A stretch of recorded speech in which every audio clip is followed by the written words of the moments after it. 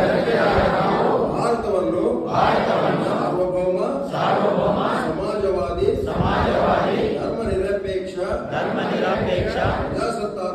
ಪ್ರಜಾಸತ್ತಾತ್ಮಕ ಗಣರಾಜ್ಯವನ್ನಾಗಿ ರೂಪಿಸುವುದಕ್ಕಾಗಿ ಭಾರತದ ಎಲ್ಲಾ ಪ್ರಜೆಗಳಿಗೆ ಸಾಮಾಜಿಕ ಆರ್ಥಿಕ ಮತ್ತು ರಾಜಕೀಯ ನ್ಯಾಯವನ್ನು ವಿಚಾರ ಅಭಿವ್ಯಕ್ತಿ ನಂಬಿಕೆ ಧರ್ಮ ಮತ್ತು ಉಪಾಸನೆಯ ಸ್ವಾತಂತ್ರ್ಯವನ್ನು ಸ್ಥಾನಮಾನ ಮತ್ತು ಅವಕಾಶಗಳ ಸಮಾನತೆಯನ್ನು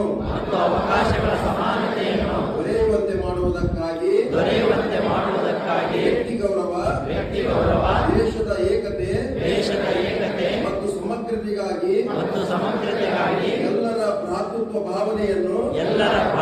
ಭಾವನೆಯನ್ನು ಮೂಡಿಸುವುದಕ್ಕೆ ದೃಢ ಸಂಕಲ್ಪ ಮಾಡಿ ನಮ್ಮ ಸಂವಿಧಾನ ಸಭೆಯಲ್ಲಿ 1949ನೇ ಇಸವಿಯ ನವೆಂಬರ್ ತಿಂಗಳ 26ನೇ ದಿನದಂದು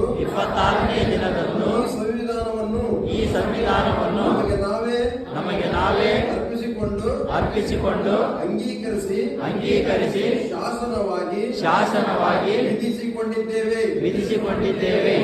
ಭಾರತ್ ಮಾತಾ ಕಿ ಜೈ.